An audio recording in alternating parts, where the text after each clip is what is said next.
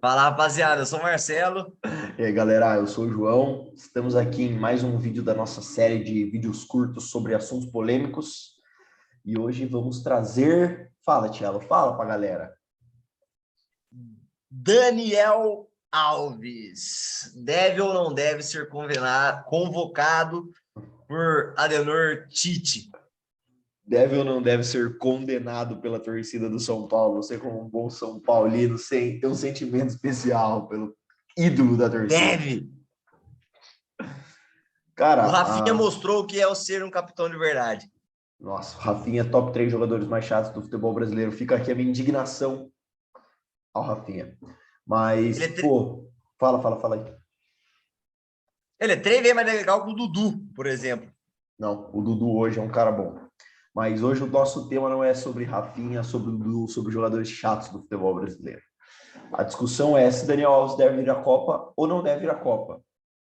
E isso vai se a gente gostaria que ele fosse, se a gente acha que ele vai, se a gente acha que o Tite vai levar. Vale tudo aqui. Vamos falar sobre tudo do Daniel Alves. E Exatamente, um contexto geralíssimo sobre esse assunto. perfeito. E para começar, eu acho que um jogador que não está jogando não tem que ir pra Copa. O cara tá sem clube, o cara tá treinando num clube só. Tá sem jogo, sem campeonato, porque o time dele ficou em último lugar e por uma péssima escolha dele, que tinha proposta para jogar um campeonato competitivo num time que tá na final da Libertadores. Ele que assuma as responsabilidades dele. Mano, eu acho que assim, a situação do Dani Alves vir para o Brasil foi uma exposição muito grande para o Daniel Alves, né? Na minha opinião. Acho que, especialmente como São Paulino, eu posso falar melhor, mas acho que vir para o Brasil tirou ele de um pedestal que ele tinha de, tipo assim, de quase intocável, entendeu? Então ele é um cara que, mesmo que mais velho, ele ainda estava num nível de performance bom. Esse nível caiu, ele veio para o Brasil se desafiar numa posição que talvez não fosse tanto assim para ele. Talvez até seria se ele fosse um pouco mais novo, fazendo um segundo volante ali, alguma coisa. Isso, juntamente com a postura dele, atrapalhou muito a visão sobre ele. Ele volta para o Barça, volta num nível de enfrentamento ok, rendendo num nível ok, numa reestruturação do Barcelona, mas acho que isso durou muito pouco, né? Acho que depois pesou o fato da idade, enfim. Tanto que ele não continuou, mesmo que ele estava praticamente de graça lá, né? E o Barcelona deu um up no time, trouxe Bellerin, enfim. Não haveria mais espaço para ele, ele teve que sair. Igual o João falou, para mim ele fez uma péssima escolha. Se fosse para o Atlético Paranaense, eu acho que era um tudo ou nada, porque ele tinha a chance de não jogar no Atlético Paranaense, no Atlético Paranaense encaixado, mas naquela época talvez ele pegasse um Atlético Paranaense menos embalado e conseguisse cavar o lugar dele, né? Mas com certeza ir para o Pumas não foi a decisão certa. No Atlético Paranaense, talvez, mesmo como não como titular, ele seria uma peça importante. O Atlético Paranaense estava disputando diversas competições. Se ele não jogasse em uma, ele jogaria em outra. E em campeonato como a Libertadores, mesmo que não titular, ele entraria com muita frequência.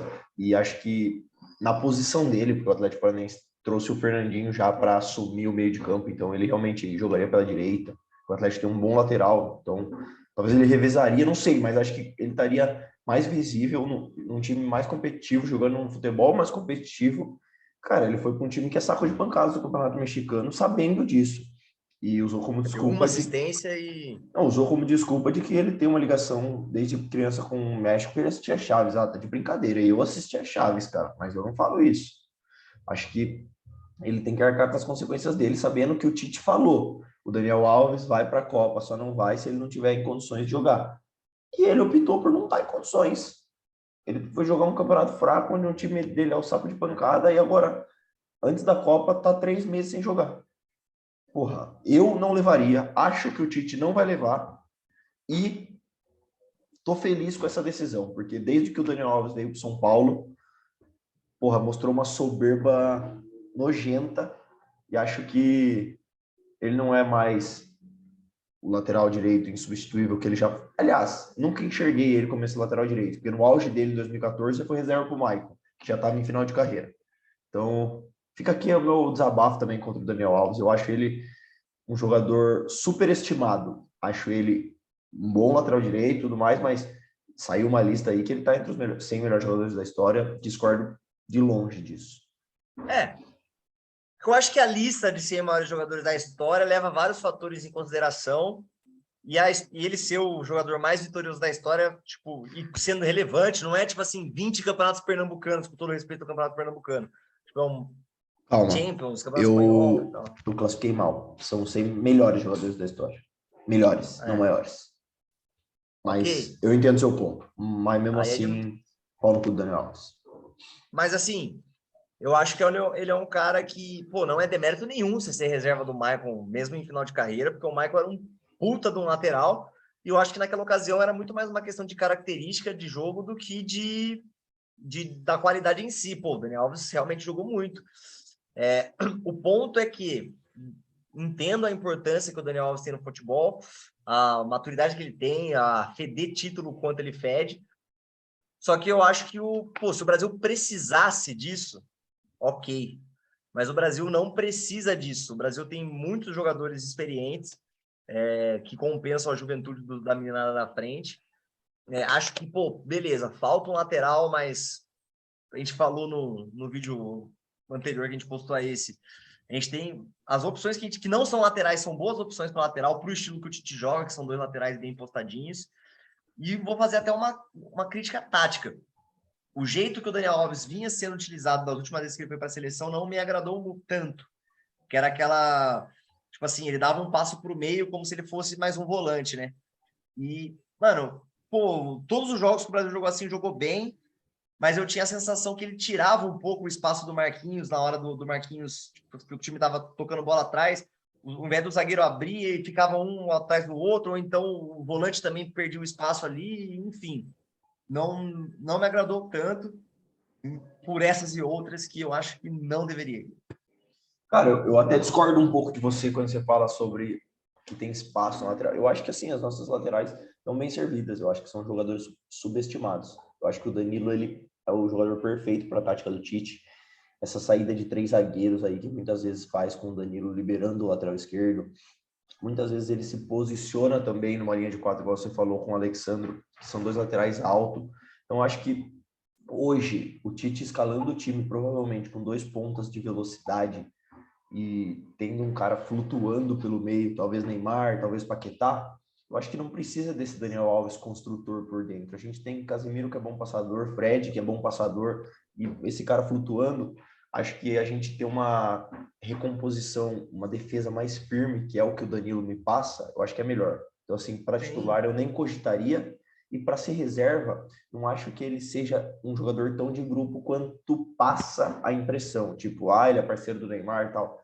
Não acho. Acho que ele, tendo o Daniel Alves como um reserva na seleção brasileira, pode não ser tão confortável. Então, eu não levaria. Mano, eu acho que ele lidaria bem com a reserva. Acho que com certeza ele seria reserva. Acho que a titularidade não dá para tirar do Danilo.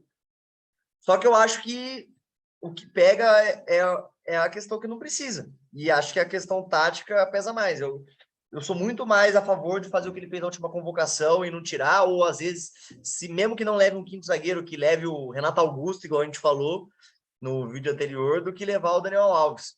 Então, situação dificílima para ele. Acho que, mano, se lateral por lateral, o cara que só faz a lateral, eu acho que teria opções melhores também, mesmo se o Tite quisesse levar um lateral. Vamos supor, não quer improvisar, não quer ter uma opção meia bomba, mano, tem opção, tá ligado? Que na função de lateral, acho que faria a mesma coisa que o Daniel Alves faria.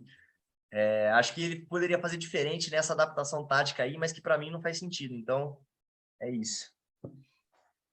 Cara, acho que é isso. Eu queria só deixar um recado para os meus amigos palmeirenses. Marcos Rocha é mais convocável do que o Daniel Alves hoje.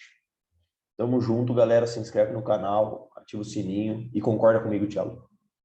Concordo, mas vou fazer agora um comentário para os meus amigos corintianos. Se fosse para levar Daniel Alves, Marcos Rocha ou Fagner, eu levaria o Fagner.